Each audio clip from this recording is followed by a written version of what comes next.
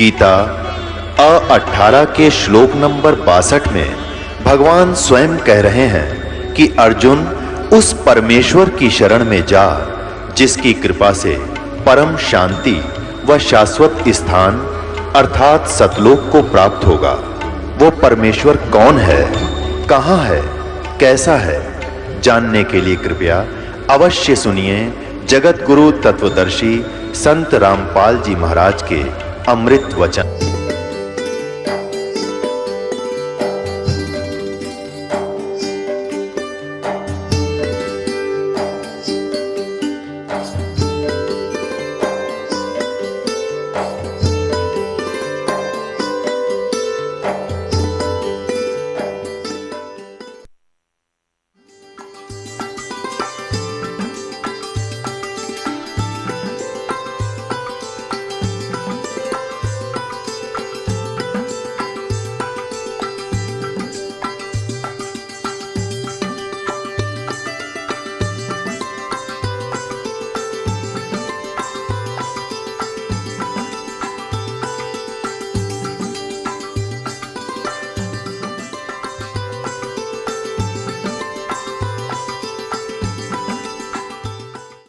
अब मार के भांग का ठूठा कितने बैठा रहे नो नाड़ करें ते 2 दिन पड़ा रहे भांग ना उतरे इतने सोचो भाई समाधि चढ़ रही है महात्मा की, ये ने मूर्ख बना गया हमने।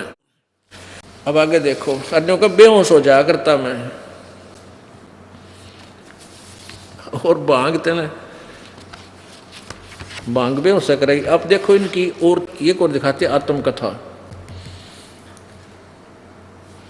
देखो इस स्वामी जी को इन्होंने कति तोड़ पाड़ रखा है, जड़ा देखा उड़ा इन्होंने दानंद जी जैसा तो कोई महात्मा है कोई ना, पता नहीं क्या का डंडा ठोआ रखा है। देखो अब आगे देखो आत्मकथा। प्रकाशक हैं वैदिक पुस्तकालय दानंद आश्रम केसरगंज अजमेर। आत्मकथा महर्षि दानंद सरस्वती की। इसमें दिखाते हैं आपको, इसमें भी यही प्रमाण है कि वो भांग पीता था। ये देखिएगा इसके प्रश्न नंबर 22 पे कति नो की नो डिटो कॉपी है। ये आत्मकथा प्रश्न नंबर 22 पे। तत्पश्चात जिस वस्तु की खोज में था उसके अर्थ आगे को चल दिया और आसुद सुदी 2 1913 को संवत 1913 ये ठीक लिखा है को दुर्गा कुंड के मंदिर पर जो चांडालगढ़ में था पहुंचा, वहाँ 10 दिन व्यतीत किए। वहाँ मैंने चावल खाने सर्वथा छोड़ दिए और केवल दूध पर अपना निर्वाह करके दिन रात योग विद्या के अध्ययन और अभ्यास में तत्पर रहता था। दुर्भाग्यवश वहाँ मुझे एक बड़ा दोष लग गया, अर्थात भांग पीने का स्वभाव हो गया। सो कई बार उसके प्रभाव से मैं सर्वथा बेसुध हो जाया करता था। अब भांग पिए बिना ये बात लिख सके है कि एक पृष्ठ पर निराकार लिख रहा है, नेक्स्ट पर उसको साकार लिख रहा है। और परमात्मा पाप नहीं काट सकता और भांग पीकर ही लिख सकता है कि सूर्य पर चंद्र मनुष्य की तरह पृथ्वी की तरह मनुष्य रहते हैं, वहाँ पर इन वेदों को पढ़ा जाता है। ये भी दिखाऊँ ना जस्ती होगी किसी का, एक दिखा देता हूँ थोड़ी देख लो, क्योंकि बार बार नहीं सूत बैठा करते इन अनमोल वचनों के। ये देखो वह सत्यार प्रकाश है और इसके प्रकाशक वही वैदिक यति मंडल दानंद मठ दीनानगर पंजाब से। और इसके मुद्रक हैं आचार्य प्रिंटिंग प्रेस दानंद मठ गुहाना मार्ग रोहतक। अब मंडल नंबर 8 के पृष्ठ नंबर 197 पर ये देखो सत्यार प्रकाश वही 197 पृष्ठ पे अष्टम समोल्लास। किसी ने प्रश्न किया सूर्य चंद्र और तारे क्या वस्तु हैं, इनमें मनुष्य आदि सृष्टि है वा नहीं। स्वामी जी उत्तर देते हैं ये सब भूगोल लोक और इनमें मनुष्य आदि प्रजा भी रहती है। कलियर तो यही हो लिया कि सूर्य पर भी और चांद पर तारों पर इन बस सब पर मनुष्य आदि प्रजा भी रहती है। मनुष्य आदि माने सारे पशु पक्षी घोड़े हैं, बाग बगीचे। अच्छा आगे फिर बताते हैं, कति क्लियर किया है। पृथ्वी जल अग्नि वायु आकाश चंद्र नक्षत्र और सूर्य इनका वसु नाम इसलिए है कि इन्हीं में सब पदार्थ और प्रजा बसती है और ये ही सबको बसाते हैं। इसलिए वास के निवास करने के घर हैं। सूर्य नौकर रहने की जगह है, बहुत बढ़िया निवास करने की, इसलिए इनका नाम वसु है। जब पृथ्वी के समान सूर्य चंद्र नक्षत्र वसु हैं, पश्चात इसमें इनमें इस प्रकार प्रजा के होने में क्या संदेह है। वारे में ऋषि बंगड़ आगे देखो। और जैसे परमेश्वर का यह छोटा सा लोक मनुष्य आदि सृष्टि से भरा है वह है, तो क्या ये सब लोग शून्य होंगे। परमेश्वर का कोई भी काम निष्प्रयोजन नहीं होता। तो इतने असंख्य लोकों में मनुष्य आदि सृष्टि न हो तो सफल कभी हो सकता है। इसलिए सर्वत्र मनुष्य आदि सृष्टि है। कति ठोक कह लिख रहा है क्या में क्यों भांग में किम में लिखे जाकर कितनी देर लगा रहे संस्कृत आवे थी इसने। अब इसमें क्लियर कर दिया कि ये छोटा सा पृथ्वी लोक जब पृथ्वी मनुष्य से भरा पड़ा है, मनुष्य आदि सृष्टि यानी और पशु पक्षी ये सब घोड़े खच्चर कहते सारे सूर्य पर भी हैं। जब पृथ्वी की तरह वो भी वसु है सूर्य, तो वहाँ ऐसा ना हो तुम्हें संदेह कैसे हुआ। आगे फिर किसी ने पूछा वहाँ बाग बगीचे भी है। वहाँ बाग बगीचे भी है सूर्य में। अब दिखाता हूँ। अरे बंगड़े। अब देखो ये उसी सत्यार प्रकाश का 198वां पृष्ठ, ये यहाँ तक पढ़ चुके हैं। अब किसी ने प्रश्न किया, ये आज्ञा पर विश्लेषण इसका खूब जैसे इस देश में मनुष्य आदि सृष्टि की आकृति अवय है, वैसे अन्य लोकों में होंगे व विपरीत। उसके विषय में बता रहा है कि दाता परमात्मा ने जिस प्रकार के सूर्य चंद्र धो भूमि अंतरिक्ष और तत्सत माने वहाँ पर सुख विशेष पदार्थ जैसे काजू किशमिश सेब संतरे और भाई घी दूध सारे पूर्व कल्प में रचे थे, वैसे ही इस कल्प अर्थात इस सृष्टि में भी रचे हैं। परमात्मा ने जिस प्रकार के सूर्य चंद्र धो पृथ्वी अंतरिक्ष यानी सारा कुछ यानी ये भी और इन लोकों में तत्र सत इन सूर्य और चंद्रमा में वहाँ सत वहाँ पर उपस्थित सुख विशेष पदार्थ, सुख विशेष जैसे काजू किस्मत सेब संतरे बाग बगीचे पूर्व कल्प में रचे थे, वैसे ही इस कल्प में वर्तमान में भी इन सब जगहों पर ये सुख विशेष पदार्थ भी हैं सारे, इनमें सारा कुछ आ जाता है रचे हैं। तथा सब लोकांतरों में भी बनाए हैं, भेद किंचित मात्र नहीं होता। आगे देखो किसी ने प्रश्न किया कि जिन वेदों का इस लोक में प्रकाश है उन्हीं वेदों का उन लोकों में यानी सूर्य पर भी है वह नहीं। उत्तर स्वामी जी उन्हीं का यानी ये वेद पढ़ रहे हैं, वहाँ पर सूर्य के ऊपर आदमी रहते हैं, इन्हीं वेदों को पढ़ते हैं।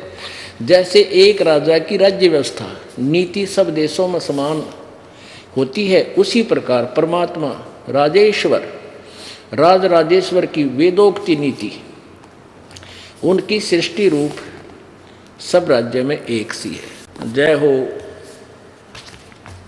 ईशे थे ये मैं ऋषि मारे जिनको अब मैं ऋषि मान्या करते हैं, जिनका आप सारे विकार करें समाज सुधार का दावा तारा गजब हो ये भगवान।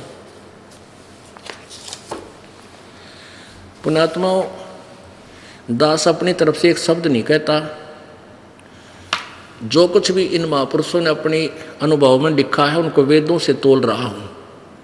वेद कहते हैं परमात्मा घोर पाप भी नाश कर देता, स्वामी दानंद कहता पाप नाश नहीं कर सकता।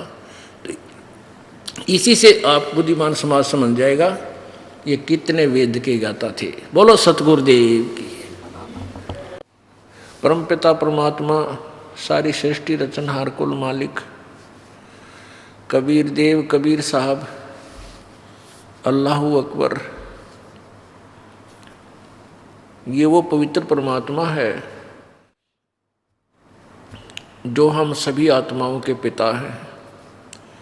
ये हम सभी के जनक हैं और हम अपनी गलती के कारण काल के जाल में फंस चुके हैं। पिता को अपने बच्चों के विषय में विशेष चिंता रहती है। जैसे कोई बालक बिगड़ गया, कुसंगत में गिरकर गलतियां करता है, कहीं और जेल में पहुंच गया, तो पिता फिर भी अपने बच्चे के दुख में दुखी ही रहता है। जबकि वो बहुत समझाया करता था, बेटा गलती नहीं करनी चाहिए, ऐसे काम ना कर, ऐसे साथियों के पास मत बैठ। वो बच्चा नालायकी करके और बुरी संगत में फंस के बुराइयां करने लग गया। फिर भी माता पिता की यही इच्छा रहती है, प्रयत्न भी रहता है कि किसी प्रकार इसको पुनः सेट करूं, पुनः इसको फिर से अपने सीने से लगाऊं, बुराई छोड़ दे, इसको अच्छे रास्ते पर लगाऊं। तो ऐसे ही अपने पिता परमेश्वर कबीर जी, जो परम अक्षर ब्रह्म है, कबीर उनका वास्तविक नाम है, शरीर का नाम है कबीर देव। उसको अल्लाह अकबर, अल्लाह कबीर, कबीर साहब, कबीर देव, ऐसे भाषा भिन्न नाम से पुकारा जाता है, हक्का कबीर। और उनकी उपमात्मक नाम है सत्यपुरुष, ये उपाधि के नाम है, पोस्ट।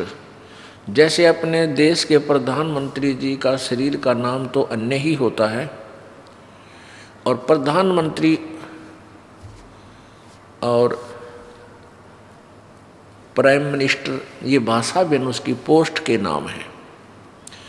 ऐसे ही कबीर देव उनका वास्तविक नाम है प्रभु का, और सत्यपुरुष परमअक्षर ब्रह्म, पूर्ण ब्रह्म, परमेश्वर, ये उसी परमात्मा के उपमात्मक और पोस्ट के नाम भाषा भिन्न या पर्यायवाची समझो। वो परमात्मा स्वयं सतलोक से चलकर आते हैं,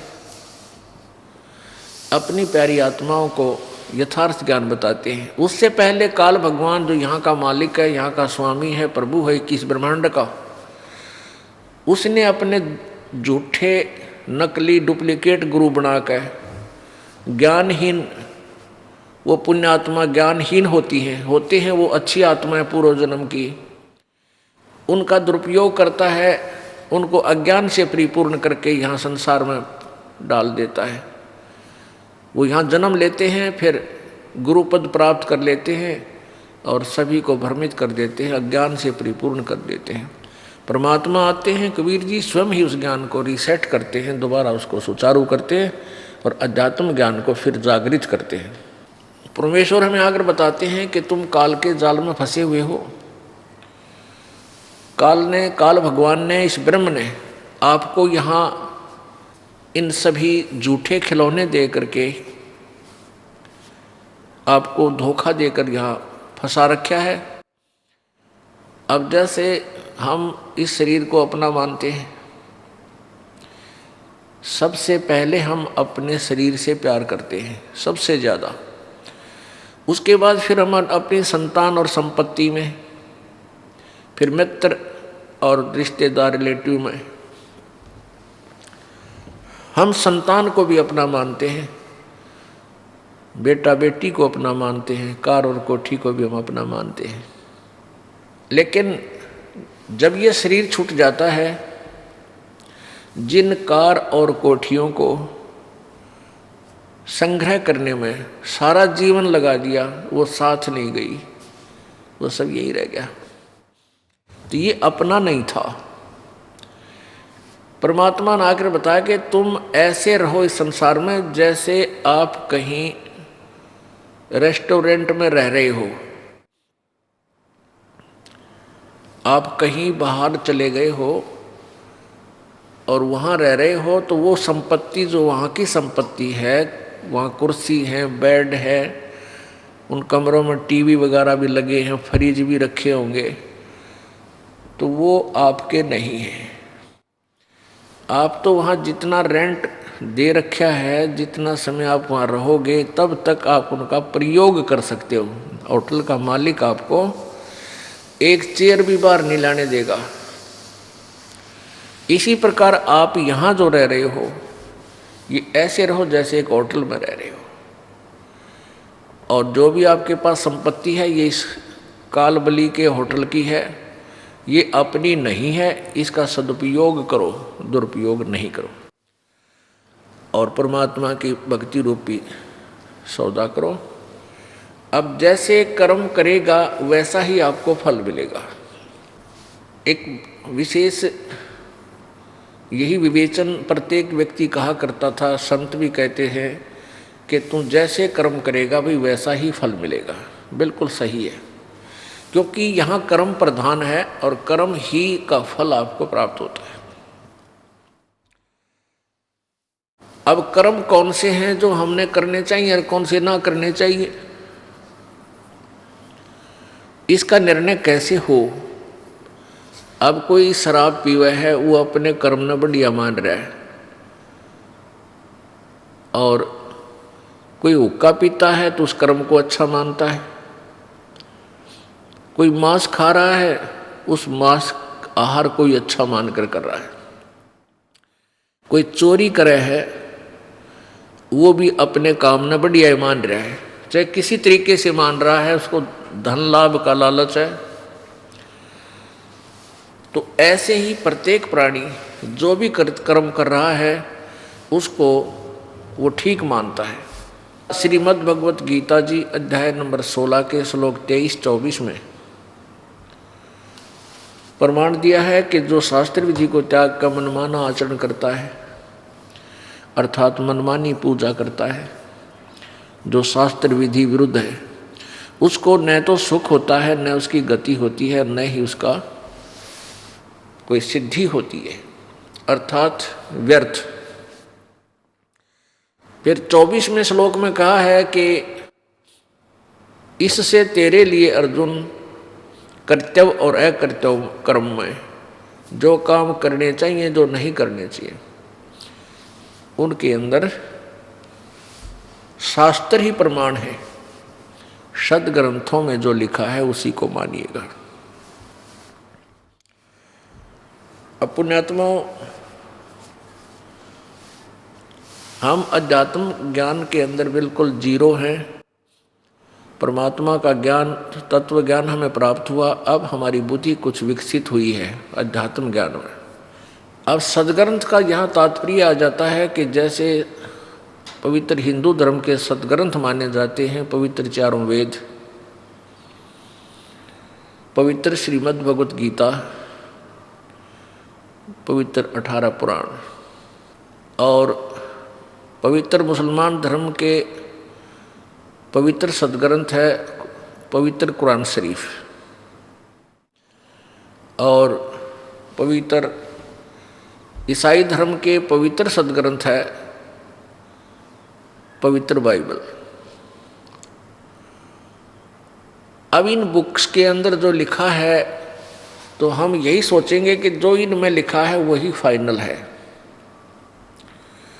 और यही हमें करना चाहिए। अब इन सदग्रंथों को हम समझ नहीं सके, जिस कारण से हम उन कुरान और पुराण और बाइबल में या पुराणों में, कुरान, पुराण और बाइबल ये एक सत्र के हैं, शास्त्र हैं, और वेद और गीता ये इनसे हटकर है। और जो 5वां वेद है सूक्ष्म वेद, वो श्रोपरी ज्ञान है। श्रोपरी वो परमेश्वर कबीर जी द्वारा स्वयं आकर दिया था अपनी वाणी में, सच्चिदानंद घन की वाणी में। गीता जी अध्याय नंबर 4 के श्लोक नंबर 32 में बताया है कि अभी तक जो ज्ञान मैंने तुझे सुनाया है कि कोई ऊपर को पैर करके नीचे ने सिर करके योग अभ्यास करते हैं, भक्ति करते हैं, कोई देवताओं की पूजा करता है, कोई व्रत रखता है, कोई केवल अहिंसावादी ही है, कोई हवन करता है। तो इस तरह की साधना जो वो कर रहे हैं, प्रत्येक साधक अपने कर्म को, अपनी क्रिया को पाप नाशक जानता है। लेकिन यथार्थ ज्ञान विस्तार के साथ उस सच्चिदानंद घन की वाणी में, परमेश्वर की वाणी में, कबीर वाणी में विस्तार से कहा गया है। और वो सारा जो भी उसके अंदर विस्तार से कहा गया ज्ञान है, साधनाएं हैं, वो कर्म जान, यानी वो कर्म से ही होती है, क्रिया करने से ही बनती है। अब कहते हैं ना ये बातें कहन सुन की नहीं, ये कर पाड़ने की है। अर्थात वो सभी कर्म से ही करनी होती हैं, कर्म ही उनका प्रधान है। वो काम करते करते, जैसा भी आपका व्यवसाय वैसे करते हुए वो की जाती है। और चौथे अध्याय के 34वें श्लोक में कहा है कि उस ज्ञान को तू, जो सच्चिदानंद घन की वाणी में विस्तार से लिखा है, उस ज्ञान को तू तत्वदर्शी संतों के पास जाकर समझ। उनको दंडवत प्रणाम करने से, कपट छोड़कर उनकी सेवा करने से वो तत्वदर्शी संत आपको उस आध्यात्म ज्ञान का, परमात्म तत्व का ज्ञान कराएंगे। तो इससे सिद्ध है कि गीता ज्ञान अन्य जैसे पुराणों से तो उत्तम है, लेकिन इनकम्प्लीट है। ऐसे ही पवित्र वेदों में चारों वेद, ऋग्वेद, सामवेद, यजुर्वेद और अथर्ववेद, इन चारों वेदों का ज्ञान भी कंप्लीट नहीं है, लेकिन ज्ञान ठीक है। यानी जो उसमें लिखा है वो सही है, लेकिन वो कंप्लीट नहीं है। जैसे एक मैट्रिक 10वीं तक का सिलेबस होता है, पाठ्यक्रम होता है, उसका वो भी ज्ञान होता है, वो ठीक होता है लेकिन कंप्लीट नहीं है, आगे का ज्ञान पूरा नहीं है इसमें। ऐसे ही पूरा ज्ञान जो है सूक्ष्म वेद के अंदर है, सच्चिदानंद घन की वाणी में है, वो कबीर वाणी में है। और उस कबीर वाणी को भी तत्वदर्शी संत ही समझ सकता है, जिस पर कृपा परमेश्वर कबीर जी की होती है। तो न तो कबीर वाणी को कोई समझ सकता है, क्योंकि कबीर वाणी यानी 5वां वेद सच्चिदानंद घन की वाणी उन चारों वेदों से भी जटिल ज्ञान है, और वो तत्वदर्शी संत के बिना वो समझा नहीं जा सकता। भले ही वह सिंपल लैंग्वेज में लिखी है, लेकिन ज्ञान बहुत गूढ़ है उसके अंदर। और बात सारी ज्ञान की है, चाहे इंग्लिश में लिखा हो, चाहे वो हिंदी में लिखा हो, चाहे संस्कृत में लिखा हो, वो ज्ञान क्या है उसको समझना हमारा परम कर्तव्य बनता है, उसी से हमारा काम बनेगा। अब जैसे कुरान शरीफ, सूरत फुरकानी, पवित्र बाइबल उत्पत्ति ग्रंथ में श्लोक नंबर, उत्पत्ति अध्याय में और श्लोक नंबर 26, वहाँ लिखा है कि परमात्मा ने कहा कि मनुष्यों को मैं अपने ही स्वरूप के अनुसार उत्पन्न करूँगा। तो परमात्मा ने मनुष्य को अपने ही स्वरूप अनुसार उत्पन्न किया। इससे सिद्ध हो गया कि परमात्मा मनुष्य जैसा है।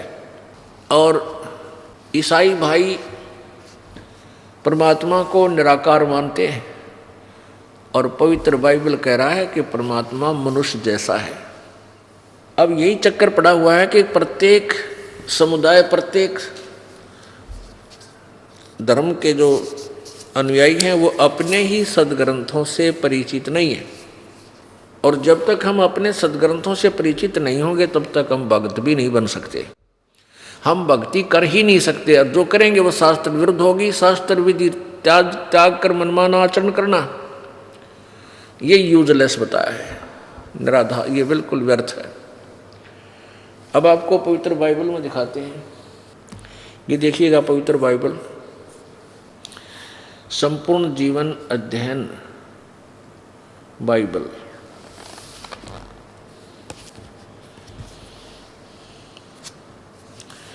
पवित्र बाइबल संपूर्ण जीवन अध्ययन बाइबल। ये कहाँ से है? जर्नल एडिटर डोनाल्ड सी एस्टम्स MA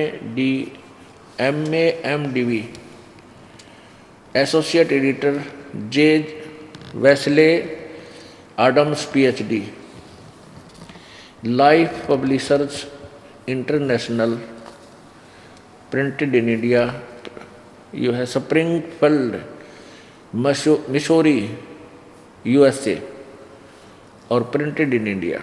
ये छपा यहाँ से है, लेकिन ये संपादक ये USA वाले हैं, लेकिन यहाँ छपा है। अब इसके उत्पत्ति ग्रंथ में बिल्कुल स्टार्ट पर है, ये देखो, ये 4 नंबर पृष्ठ पे है उत्पत्ति। आदि में परमेश्वर ने आकाश और पृथ्वी की सृष्टि की। सबसे पहले पृथ्वी बेडौल और सुनसान पड़ी थी और गहरे जल के ऊपर अंधियारा था, तथा परमेश्वर का आत्मा जल के ऊपर मंडराता था। जब परमेश्वर ने कहा उजियाला हो, तो उजियाला हो गया। और परमेश्वर ने उजियाले को देखा अच्छा है, और परमेश्वर ने उजियाले को अंधेरे से अलग किया। इस प्रकार ये पहला दिन हो गया। फिर सांझ हुई, फिर भोर हुआ, ये दूसरा दिन हो गया। इसके बाद ना यहाँ से फिर परमेश्वर ने कहा जल के बीच एक ऐसा अंतर हो कि जल 2 भाग हो जाए, ऐसे ही। फिर तीसरा दिन, सांझ हुई, फिर भोर हुआ, तीसरा दिन हो गया। सांझ हुई, फिर भोर हुआ, ये चौथा दिन हो गया। हम अपने मतलब की वस्तु को ग्रहण करेंगे। ये 5वां दिन यहाँ से, सांझ हुई, फिर भोर हुई, भोर हुआ, इस प्रकार 5वां दिन हो गया। और छठे दिन, ये छठा दिन शुरू होगा। यहाँ से 26 नंबर श्लोक को हम पढ़ते हैं। फिर परमेश्वर ने कहा कि हम मनुष्य को अपने स्वरूप के अनुसार अपनी समानता में बनाए। देख कितना क्लियर लिखा है। और वे समुद्र की मछलियों और आकाश के पक्षियों और घरेलू पशुओं और सारी पृथ्वी पर और सब रेंगने वाले जंतुओं पर जो पृथ्वी पर रेंगते हैं अधिकार रखे, यानी उनते वो उनका कंट्रोलर हो, बुद्धिमान हो। 27 में, तब परमेश्वर ने मनुष्य को अपने स्वरूप के अनुसार उत्पन्न किया। अपने ही स्वरूप के अनुसार परमेश्वर ने उसको उत्पन्न किया, नर और नारी करके उसने मनुष्य की सृष्टि की। अब इन 26-27 श्लोक में 3-4 बार लिखा है परमात्मा ने मनुष्य को अपने जैसा बनाया और नर नारी करके उसकी सृष्टि की। तो क्या सिद्ध हुआ? परमात्मा मनुष्य जैसा है, नर आकार है। अब देखो पुण्यात्मा, यही बात बिगड़ रही है। प्रत्येक धर्म के पुण्यात्माएं अपने ही सदग्रंथों से अपरिचित होने के कारण एक दूसरे के साथ, एक धर्म वाला कहता हम श्रेष्ठ हैं, दूसरा कहता हमारा ज्ञान श्रेष्ठ है, तीसरा कहता हमारा ज्ञान है श्रेष्ठ है। ऐसे ये अनजान गुरु अज्ञानी लोग हमें आपस में लड़ाते रहे और एक गहरी खाई बना दी हम सब के बीच में। अब इसको हमें समाप्त करना है बुद्धिमत्ता के साथ, सहनशीलता के साथ, विवेक के साथ। अब इसमें स्पष्ट है कि परमात्मा मनुष्य जैसा है। आगे देखो, परमात्मा ने फिर इन मनुष्यों को और जो पशु पक्षी बनाए उनको खाने का क्या आदेश दिया? यही उत्पत्ति ग्रंथ चल रहा है, पृष्ठ नंबर 5 पे हम पढ़ रहे हैं। 4 पढ़ लिया, 5 पे पढ़ रहे हैं। ये 26 पढ़ा हमने, 27 पढ़ लिया। परमात्मा ने मनुष्य को अपने अनुसार, अपने स्वरूप के अनुसार परमेश्वर ने उनको उत्पन्न किया।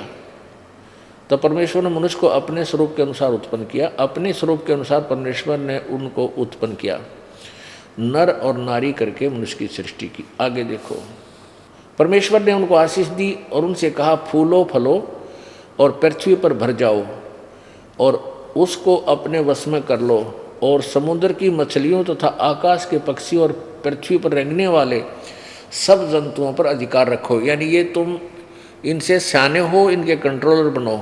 खाने के लिए नहीं लिखा। आगे देखो, फिर परमेश्वर ने कहा सुनो, जितने बीज वाले छोटे छोटे पेड़ सारी पृथ्वी के ऊपर हैं और जितने वृक्षों में बीज वाले फल होते हैं वे सब मैंने तुमको दिए हैं, वे तुम्हारे भोजन के लिए हैं। परमात्मा ने कहीं भी मांस खाने का या कोई अन्य वस्तु खाने का आदेश नहीं दिया। ये है पूर्ण परमात्मा का आदेश, जिसने सृष्टि रची। वो परम अक्षर ब्रह्म है जिसने सृष्टि रची। उसके बाद इसने काल को दे दी इसके तप अनुसार। बाद में काल ने इसकी बागडोर संभाल ली। और आगे यदि बाइबल में कहीं कोई मांस खाने का आदेश है कोई लिखा है कोई प्रकरण, वो पूर्ण परमात्मा का नहीं है, वो किसी अन्य फरिश्ते का है, उसको हमने मानना नहीं है।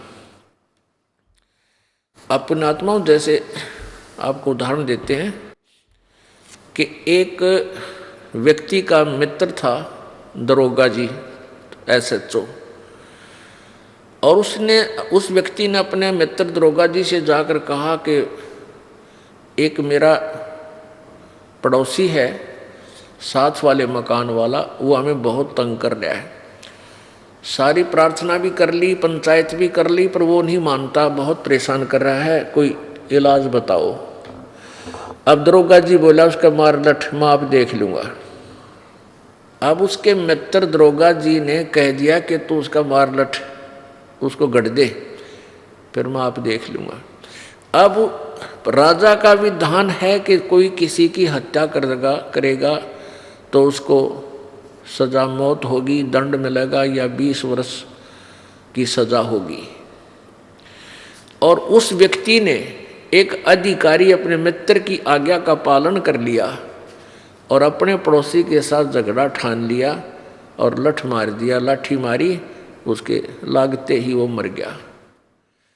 अब उसी क्षेत्र का वो SHO होने के कारण उसका मित्र राजा के विधान अनुसार उसको अरेस्ट करके ले गया और जेल में डाल दिया, और उस भाई को 20 साल की सजा होगी। अब उस नालायक ने परमात्मा का विधान तोड़ दिया एक अधिकारी के आदेश को पालन करके, तो उसको दंड मिला। ऐसे ही परमेश्वर का आदेश है मनुष्यों को कोई मांस नहीं खाना, सिर्फ ये फूल फल, काजू किस्मत, सेब संतरे, बाजरा ज्वार गेहूँ, ये जो तुम्हें दे रखे हैं ये खाओ। और आगे यदि इस पवित्र ग्रंथ बाइबल में आगे लिखा है कि ऐसे खुर वालों का मांस खाओ, ऐसे का ना खाओ, इसका ना खाओ, इसका खाओ, ये परमात्मा का आदेश नहीं है, ये तो किसी शरफरे फरिश्ते का आदेश है। और वो मान लोगे और तुमने ऐसा करने से प्रभु का विधान टूट जाएगा, आपको बहुत भयंकर सजा मिलेगी। इसलिए हमने अपने सदग्रंथों को दोबारा स्वयं चेक करना, जांचना होगा, समझना होगा, और फिर हम अपना कल्याण करवा सकते हैं। अब देखो ये 5 पृष्ठ पे है, ये हम पढ़ रहे हैं 26-27।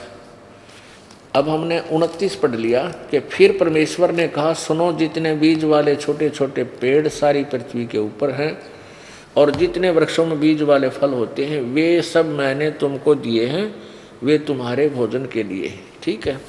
अब आगे देखो 30 नंबर श्लोक में, और जितने पृथ्वी के पशु और आकाश के पक्षी और पृथ्वी पर रेंगने वाले जंतु हैं, जिनमें जीवन का प्राण है, उन सब के लिए सबके खाने के लिए सब हरे हरे छोटे पेड़ दिए हैं। और वैसा ही हो गया। किसी पशु पक्षी को भी एक दूसरे का मांस खाने का आदेश परमात्मा का नहीं है। अपने आत्माओं, जब सृष्टि प्रारंभ हुई, सतयुग के अंदर शेर भी मांस आहार नहीं करते थे, एक दूसरे को नहीं खाते थे। अब इनके पंजे वगैरह इसलिए दिए हैं ऐसे मजबूत। पहले ये क्या करते थे, वृक्षों की, जैसे आपने किक्कर देखी होगी, बबूल के पेड़ का इतना मोटे मोटे गोंद लग जाता है, गोंद, और वो बहुत ही पौष्टिक आहार होता है, तो शेर उनको खाते थे। या जैसे कुछ ऐसे पेड़ हैं जिनमें से दूध निकलता है, उसको थोड़ा सा पंजा मार कर पाट दे तो उसमें से दूध बह निकलता है। इस तरह के आहार किया करते थे। बाद में समय गिरता चला गया और इन्होंने ऐसे एक दूसरे को खाना प्रारंभ कर दिया। मनुष्य मांस नहीं खाते थे, बिल्कुल छूते भी नहीं थे। एक आधा दुष्ट आत्मा, दूसरी बात हो तो प्रत्येक युग में होता ही है। और अब देख लो, इंसान भी मांस खाने लग गए, इसको बाढ़ को। वैसे भी कोई आप देखो, कोई कुत्ता मरा पड़ा हो इसमें एक्सीडेंट में सड़क के ऊपर, और उसकी आंत निकली पड़ी होती है, देखते भी उल्टी पड़ जा, और उस गंध न खावें तो इंसान थोड़े होते, शैतान आदमी होते हैं। तो परमात्मा ने बहुत सुंदर आहार हमें दिया है।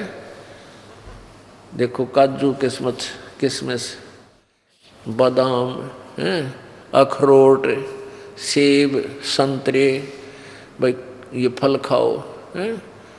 दूध दे रखा है, पशु का दूध लो, घी बनाओ, हलवा खाओ हैं। तो हम जो ये इसको त्याग करके जो मांस खाते हैं वो पाप कमा रहे हैं, वो ऐसा नहीं करना चाहिए। आगे देखो, अब हमने 30 पढ़ लिया, अब 31 पढ़ेंगे। तब परमेश्वर ने जो कुछ बनाया था सब देखा, तो क्या देखा कि बहुत ही अच्छा है। तो सांझ हुई, फिर भोर हुआ। इस प्रकार ये 6वां दिन हो गया। अब 6 दिन में सृष्टि रच दी परमात्मा ने और 7वें दिन विश्राम किया। यूं आकाश और पृथ्वी और उसकी सारी सेना का बनाना समाप्त हो गया और परमेश्वर ने अपना काम जिसे वह करता था 7वें दिन समाप्त किया। उसने अपने किए हुए सारे काम से 7वें दिन विश्राम किया और परमेश्वर ने 7वें दिन को आशीष दी और पवित्र ठहराया, क्योंकि उसमें उसने सृष्टि की रचना के अपने सारे काम को से विश्राम लिया। ये तो पवित्र बाइबल से हमने ज्ञान ग्रहण किया। अब दोनों पवित्र सदग्रंथों जैसे पवित्र कुरान शरीफ और पवित्र बाइबल, इन दोनों से मिलजुल कर ये बात सिद्ध होगी कि परमात्मा मनुष्य जैसा है और वो उसकी जानकारी न तो पवित्र बाइबल के वक्ता को है और न ही पवित्र कुरान शरीफ के ज्ञानदाता को है। वो उन्होंने भी ऑप्शन छोड़ दिया है कि किसी तत्वदर्शी संत से ही पूछो। ये देखो कुरान शरीफ, ये है सानुवाद सटीपन, इसका अर्थ है सयानुवाद सटीपन। शास्त्रीय अरबी पद्धति पर नागरी लिपि में रूपांतरकार हैं नंद कुमार अवस्थी, शेरवानी संस्करण। ये देखिएगा, इस पे क्या लिखा है कि यह वह इल्हामी किताब है जिसमें कोई संदेह की गुंजाइश नहीं, अर्थात इसमें जो लिखा है वो मान्य है मुसलमान धर्म को कि इसमें कोई गुंजाइश नहीं, इसमें जो लिखा वो फाइनल है, हमें मंजूर है। प्रकाशक है लखनऊ किताब घर, मौसम बाग, सीतापुर रोड, लखनऊ। अब इसके सूरत फुरकानी पर हम आते हैं। ये देखिएगा, ये सूरत फुरकानी 25 607 पृष्ठ पे हम केवल इतना ही पढ़ेंगे जो हमें आज आवश्यक है। अब क्या बताया है कि कुरान शरीफ का जो ज्ञानदाता है वो अपने पैगंबर हजरत मोहम्मद जी को आदेश दे रहा है, कुरान शरीफ का ज्ञान दे रहा है। जिसको हजरत मोहम्मद अपना फाइनल गॉड मानते हैं, अपना भगवान मानते हैं, वो अल्लाह हजरत मोहम्मद को संदेश दे रहा है और किसी अन्य पूर्ण परमात्मा, उस बड़े भगवान कबीर परमात्मा की तरफ संकेत कर रहा है। अब देखो, ये है सूरत फुरकानी 25। हम यहाँ से प्रश्न नंबर 604 से पढ़ेंगे, नीचे 52 नंबर आयत को प्रारंभ करेंगे। इसमें कबीर शब्द स्पष्ट लिखा, कबीरन। इसको कबीरन कहो चाहे कबीर कहो चाहे कबीरा कहो। ये देखिए, इस कंसेप्ट को क्लियर करने के लिए कुरान मजीद दिखाते हैं आपको। देखिएगा, ये पवित्र कुरान मजीद, इसका नाम भिन्न है लेकिन लेख सेम टू सेम है। ये है कुरान मजीद, ये है आसिफ बुक डिपो 422 मटिया महल, जामा मस्जिद, दिल्ली 6 से प्रकाशित है। यहाँ पर देखें, कुरान मजीद हिंदी मुतरजम यह तर्जुमा मौलाना फतेह मोहम्मद का साहिब जालंधरी और तसही मौलाना अब्दुल मजीद सरवर साहिब, प्रकाशक है Farid book depot private limited, नई दिल्ली। इसके लेख वही है, सूरत वही है, लेकिन पृष्ठ में अंतर है। इसके 576 पृष्ठ पर देखो, ये कुरान मजीद सूरत फुरकानी, सूरतुल फुरकानी 25 और पृष्ठ नंबर 576। यहाँ देखिएगा नीचे सेम टू सेम, बिल्कुल कोई अक्षर का, लाइन पंक्ति का भी अंतर नहीं है। ये 52 नंबर है। इसमें लिखा है कि ये 51वीं समाप्ति 52वीं प्रारंभ होती है। फला तुतियल काफिरिन व जाहिदहुम बिही जिहादन कबीरा। इसको कबीरा कहो, चाहे कबीरन कहो, चाहे कबीर कहो, ये सिद्ध करने के लिए दास आपको इसको दिखा। अब इसका काम इतना ही है। अब हम कुरान शरीफ को ही आपको दिखाएंगे। ये कुरान शरीफ है, अभी आपको दिखाया था कुरान शरीफ। ये कुरान शरीफ और सूरतुल फुरकानी 25 प्रश्न नंबर 604 पे है। ये नीचे हम देखेंगे, जो यहाँ कबीरन लिखा वहाँ कबीरा लिखा, बस इतना ही अंतर है। तो इसको कबीर कहो, कबीरन कहो, चाहे कबीरा कहो, एक ही बात है। अब 51वां समाप्त हुआ आयत और 52वीं आयत प्रारंभ हुई। फला तुतियल काफिरन व जाहिदुम बिही जिहादन कबीरन। इसका अनुवाद किया इन महापुरुषों ने, अनुवादकर्ता ने यहाँ पर। तो ए पैगंबर, तुम काफरों का कहा न मानना और इस कुरान की दलीलों से उनका सामना बड़े जोर से करो। अभी इन्होंने अर्थ कर दिया कि कुरान शरीफ ज्ञान देने वाला अल्लाह अपनी प्यारी आत्मा हजरत मोहम्मद को संदेश दे रहा है कि ये काफिर लोग हैं, ये कबीर को परमात्मा नहीं मानते, इनकी बातों में मत आना, मैं जो तुझे कह रहा हूँ इस बात पर विश्वास कर, और इन काफरों की बातों में मत आना, मैं तुझे जो ज्ञान दे रहा हूँ ये फाइनल समझ लेना। और उस कबीर के लिए, कबीर परमात्मा के लिए संघर्ष कर। संघर्ष करने का अर्थ है लड़ाई झगड़ा नहीं, कि उनकी बात, वो तेरी बात नहीं मानते तो तू उनकी मत मान, आप उनकी बातों में मत आना, मेरी बात विश्वास रखना। कबीर इज गॉड, ये कबीर जो है ये परमात्मा है, ये सुप्रीम पावर है, और ये वही है। आगे देखो 53 में, ये वही है जिसने या 6 दिन में सृष्टि रची। अब देखो 607 पृष्ठ पे, यहाँ सूरत फुरकानी 25 607 पे हिंदी पढ़ेंगे हम केवल। अब 52वीं आयत हमने पढ़ ली हिंदी। अब 53 वाली, ये 53 वाली का मैटर ये है, और वही है वो कबीर भगवान अल्लाह वही है जिसने 2 दरियाओं को मिला चलाया, एक का मीठा प्यास बुझाने वाला और एक का खारा कड़वा, और दोनों को एक आड़ और मजबूत रोक बना दी। यानी पृथ्वी में खारा पानी भी है और मीठा भी है, दोनों के बीच में आपस में मिलन नहीं है उनका। और वही है जिसने पानी की बूंद से आदमी को पैदा किया, फिर उसको साहिबे नसब यानी किसी का बेटा या बेटी, और ससुराल वाला यानी किसी का दामाद बहू बनाया। और तुम्हारा परवरदिगार हर चीज करने पर शक्तिमान है, वो सतगुरु जो चाहे सो कर ही, यानी सब वो पूरा शक्तिमान है, सब कुछ कर सकता है। और काफिर ये निकम्मे आदमी अल्लाह के सिवा ऐसों को पूजते हैं, देवी देवताओं को पूजते हैं जो न उनको नफ़ा पहुंचा सकते हैं और न उनको नुकसान है। यानी मासा घटे ना चल बध है, वही लेख है ये भी।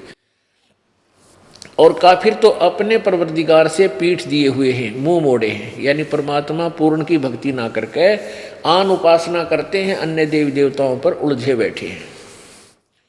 अब 56 में कहा है ए पैगंबर, और ए पैगंबर हमने तुमको खुशखबरी सुनाने और सिर्फ अजाब से डराने के लिए भेजा है।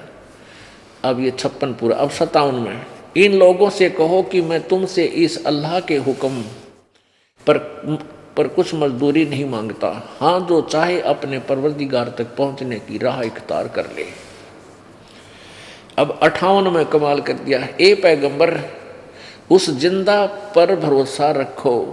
जिंदा हजरत मोहम्मद जी को भी परमात्मा एक जिंदा महात्मा के रूप में आकर मिले थे और इनको काफ़ी समझाया था। सतलोक भी लेकर गए थे, एक यहाँ मिनी सतलोक है, लेकिन ये वहाँ नहीं रहे क्योंकि यहाँ काफ़ी अनुयायी बन गए थे, इनकी काफ़ी जय जयकार हो रही थी, तो ये वापस आ गए। तो फिर ये काल संदेश दे रहा है कि ये वही परमात्मा है जो तुझे जिंदा महात्मा के रूप में मिल रहा था, उस पर भरोसा कर तू। अब देखो, अब 58वीं आयत चल रही है, पढ़िएगा। 58वीं आयत हम पढ़ रहे। और ए पैगंबर उस जिंदा महात्मा के रूप में आया था, उस पर भरोसा रखो जो कभी मरने वाला नहीं है, अर्थात वो वास्तव में अविनाशी है। और तारीफ के साथ उसकी पाकी बयान करते रहो। तारीफ के साथ उसकी पाकी यानी पवित्रता, उसकी महिमा का वखान करो। और अपने बंदों के गुनाहों से वह काफ़ी खबरदार है। अपने आत्मा स्पष्ट किया है कि जो कबीर नामक अल्लाह है वो परमात्मा है, उसने ही सारी सृष्टि रची है और वो सर्वशक्तिमान है और वो पाप नाशक है। वो अपने बंदों के गुनाहों से बहुत, वो कबीर परमात्मा खबरदार है, यानी वो खूब जानता है और आपके पाप को भी वो नष्ट कर देगा जब आप सच्चे ढंग से भक्ति करोगे। आगे देखो, अब 58 आपने पढ़ ली, अब 59 यहाँ शुरू होती है। और ये परमात्मा वही है जिसने आसमानों और जमीन और जो कुछ उनके बीच में है और सबको 6 दिन में पैदा किया। और फिर तख्त पर जा विराजा, वह अल्लाह बड़ा।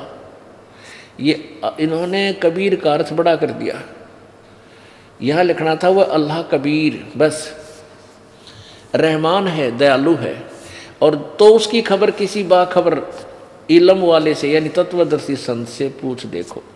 इन दोनों पवित्र सदग्रंथों ने रल मिलकर सिद्ध कर दिया कि परमात्मा सह शरीर है, मनुष्य जैसा है और उसका नाम कबीर है। और उस परमात्मा ने ही, वो जो कबीर नामक परमात्मा है, उसने 6 दिन में सृष्टि रची और 7वें दिन तख्त पर जा विराजा। और उसकी खबर, उसकी जानकारी न पवित्र बाइबल कंप्लीट रखता है और न ही कुरान शरीफ रखती है। ये दोनों पवित्र पुस्तकों में भी यही कहा है कि किसी तत्वदर्शी संत से उसके विषय में जानकारी करो, उनसे पूछो। ऐसे ही पवित्र चारों वेदों में यही लिखा है, जैसे पवित्र यजुर्वेद अध्याय नंबर 40 के श्लोक नंबर 10 से लेकर 13 तक 2 बार लिखा है कि परमात्मा की पूर्ण जानकारी तत्वदर्शी संत ही बताते हैं, उनसे सुनो। पवित्र गीता जी अध्याय नंबर 4 के श्लोक नंबर 34 में भी यही प्रमाण दिया है कि उस तत्व ज्ञान को, उस सच्चिदानंद घन की वाणी अर्थात तत्व ज्ञान को तत्वदर्शी संतों के पास जाकर समझ, वही तुझे बताएंगे। तो इससे सिद्ध हो गया कि ये पवित्र सदग्रंथ इनकम्प्लीट है, इनमें ऑप्शन छोड़ दी, कंप्लीट नहीं है। लेकिन हम इनको गलत भी नहीं कह सकते। तो जब तक हमें कंप्लीट ज्ञान नहीं होगा, जैसे आप मोबाइल कोई फ़ोन मिलाते हो और उसमें एक भी नंबर रह गया, वो कितना का कितना मिल जाएगा, जाके 4 की जगह 3 मिल गया ना, मेरा काम मिल जाएगा। और एक पूरे अक्षर नहीं हुए, एक कम रहेगा तो भी ना मिल रहा है, यानी काम सरय को नहीं। हमारा मोक्ष नहीं हो सकता। हमने चाहिए मोक्ष, जन्म और मृत्यु के रोग से हमें मुक्ति चाहिए। उसके लिए तत्वदर्शी संत ही उस पूर्ण मोक्ष मार्ग को अपनी प्यारी आत्माओं को बताते हैं। अपनी आत्माओं, अब दोनों सदग्रंथों ने ये सिद्ध कर दिया कि परमात्मा मनुष्य जैसा है, वो सह शरीर है, उसका नाम कबीर है और वही सृष्टि रचनहार है, वही पाप नाशक है। अब आपको पवित्र यजुर्वेद में दिखाते हैं कि परमात्मा कैसा है, वो साकार है व निराकार है। अपनात्मा, जब तक हम प्रभु की परिभाषा से पूर्ण रूप से परिचित नहीं हो जाएंगे हम भक्ति नहीं कर सकते, क्योंकि आप जी को कोई भी विचलित कर देगा और आपके मार्ग से, आपके यथार्थ मार्ग से आपको वंचित करके और काल के जाल में फंसा देगा। अब परमात्मा ने इतना मोटा कबीर सागर लिखा, उससे अलग से वाणी न्यारी लिखी, कबीर 2 शब्दावली अलग लिखी, और फिर इतने मोटे मोटे 4 वेद बनाए। तो ये क्यों बनाए? इसलिए बनाए कि बुद्धिमान लोग जो गुरु पद पर होते हैं वो इनको समझें और फिर उस पूरे ज्ञान को अपने अनुयायियों तक पहुंचाएं एज इट इज। लेकिन ऐसा वो नहीं कर सके। हमारे पूर्व वाले जो गुरुजी थे वो वेद ज्ञानहीन थे और वो संस्कृत भाषा के जानकार थे। तो उस संस्कृत भाषा में वो इतनी स्पीड से बोला करते, आम व्यक्ति प्रभावित हो जाता था और ये सोचता था कि भाई गुरुजी के तो बस कमाल कर रखे, बहुत ही विद्वान पुरुष है, क्योंकि वो संस्कृत में इतनी स्पीड से बोला है। हमने संस्कृत बोलनी भी ना आती, तो हम इसी से प्रभावित हो गए। फिर उस संस्कृत में जो उसने बोला था उसका क्या ही हमें हमारी लैंग्वेज में उन्हें क्या बताया, हम केवल उसी लैंग्वेज को समझ सके जो उसने हमें बताया हमारी भाषा में। तो जिस कारण से वो वेद ज्ञानहीन प्राणियों को हम पूर्ण वेद के ज्ञानी मानकर उनके द्वारा दिए गए ज्ञान को स्वीकार किए हुए थे। लेकिन वो सारे अज्ञानी थे, उनको वेदों का ज्ञान नहीं था। मोती मुक्ता दर्शत नाही, ये जग है सब अंदरे, दिखत के तो नैन तिस्म, इनका फेरा मोतिया बंदरे। किसी व्यक्ति को मोतिया बंद हो जाता है, आंखें स्वस्थ दिखाई देती हैं, लेकिन उसको दिखता कति नहीं, नपट अंधा होता वो, और आँख इसी दिखे जैसे कति ओके है। तो पुण्यात्माओं, ये विद्वान दिखाई दिया करते थे हमें, संस्कृत के पढ़ने वाले, ये आचार्य पद को प्राप्त, लेकिन ये कति वेद ज्ञानहीन थे। इनको अज्ञानता का मोतिया बंद हो चुका था और हमें ये जो है ना विद्वान नजर आते थे कि स्वस्थ आँखें हैं इनकी, लेकिन ये नपट अंधे थे। अब हम सभी को मोतिया बंद कर दिया इन्होंने। अब उसका ऑपरेशन ये सतलोक आश्रम बरवाला में ही होता है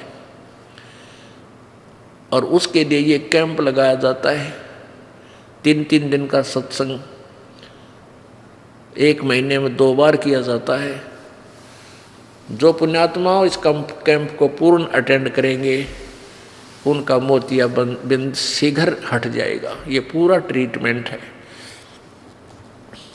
और भाई जब तक आंखें स्वस्थ नहीं है तो सफर में आनंद आवे को नहीं, कति नहीं आवे। किधर ठोकर लागे, किधर पड़ जाएंगे, किधर कांटे में पड़े रहेंगे, कोई कितना हाथ पकड़ ले जाएगा, आजा इधर ले जाए, ये रास्ता ठीक है। तो हमने स्वयं देखने योग्य बनना है। हमने अपनी आँखें अपनी खुद बनवानी पड़ेंगी ताकि हम पथभ्रष्ट ना हो जाएं, और पथभ्रष्ट होकर ही हम काल के जाल में रह जाते हैं। इसलिए दास ये रह कर आपको ये ज्ञान सुनाता है। अब देखो पुण्यात्मा, रोग काटने के लिए डॉक्टर दवाई देता है और एक ही प्रकार की टेबलेट देता, कहता भाई 1 महीना खानी पड़ेंगी। एक ये सुबह, ये दोपहर ने, ये शाम ने, वह एक गोली है और उन्हीं को डेली खाना है। डेली खाना है जब तक उसने बता रखा, नहीं तो स्वस्थ नहीं हो सकते। तो इसी प्रकार ये वही टेबलेट्स हैं, वही ज्ञान है, रह कर आपको डेली खुआना पड़ेगा और तब आप स्वस्थ होगे।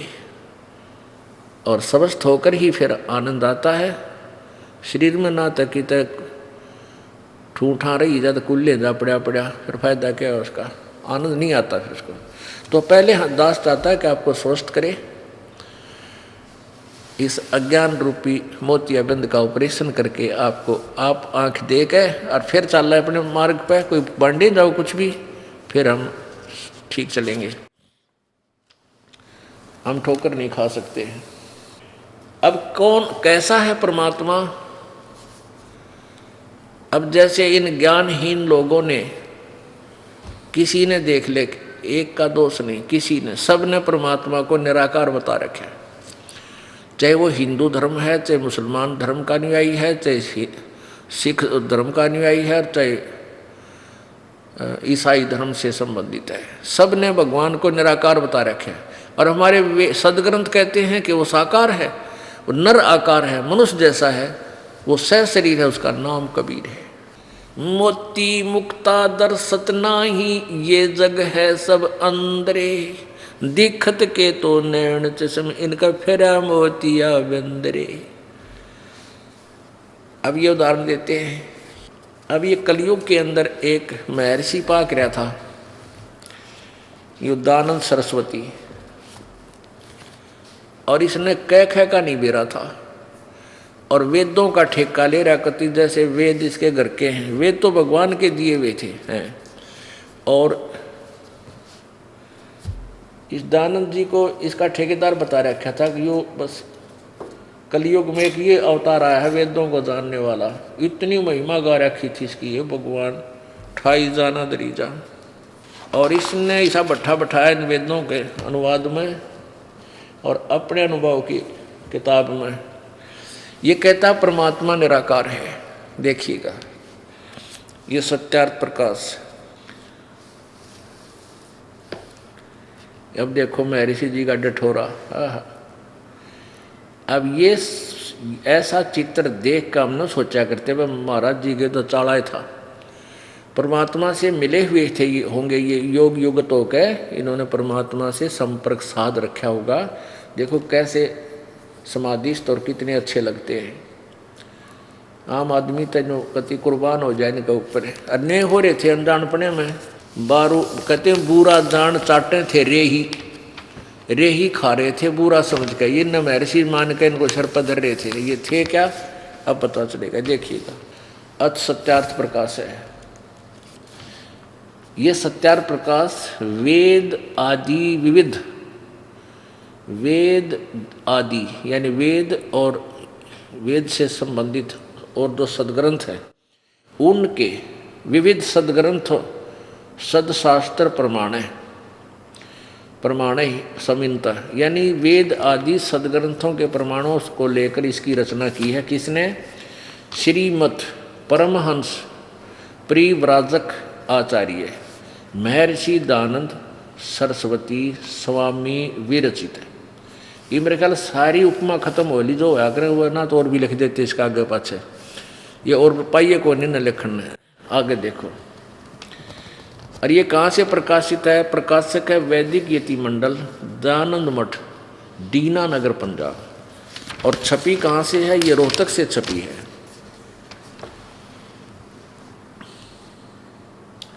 स्वामी ओमानंद सरस्वती के सहयोग से प्रचारार्थ लागत से भी कम 25 रुपये में।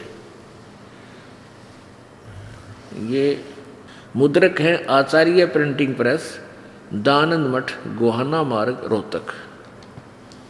और ये सन 2000 ईस्वी सन 17 जून 2000 को छपी है। अब इसमें समोल्लास नंबर 7 में स्वामी जी कहते हैं परमात्मा निराकार है। ये देखिएगा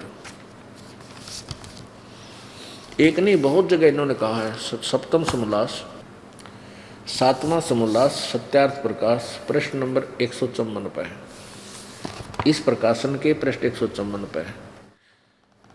ईश्वर साकार है व निराकार? स्वामी जी उत्तर देते निराकार। वैसे तो इन्होंने यही आप सिद्ध कर दिया है कि उपासना से परब्रह्म से मेल और उसका साक्षात्कार होना। आपने यही खंडन कर रहा है कि परमात्मा का साक्षात्कार हो जाता है तो वो साकार है निराकार नहीं रहा इन्हीं की थ्योरी में।